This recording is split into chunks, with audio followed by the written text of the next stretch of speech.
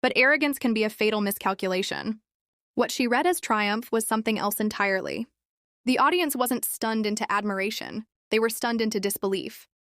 Millions at home weren't cheering. They were recoiling. Parents weren't nodding.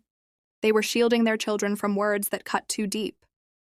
Karoline had always trusted her tongue, trusted that her barbs would keep her in the spotlight, trusted that shock was the same as strength.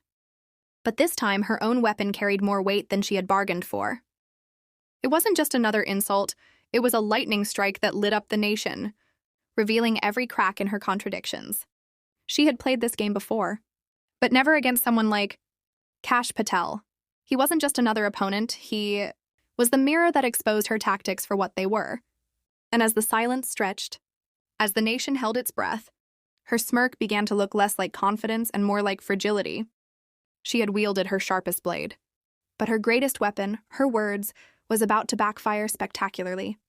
Before the corridors of power could feel Patel's steady hand, he was simply Arjun Patel, a boy whose earliest memories were punctuated by the rhythmic clatter of a bustling immigrant neighborhood. The Patel family had arrived with nothing but determination, tucked into their suitcases, fleeing political instability and economic uncertainty in their homeland. In those first years, Arjun's world was a blend of crowded apartments, shared meals, and a constant hum of languages weaving together in a tapestry of survival.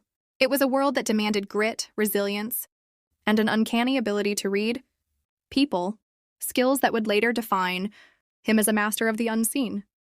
Arjun's father worked tirelessly at a small convenience store, his hands perpetually calloused, while his mother balanced multiple jobs, ensuring her children never felt the weight of their sacrifices.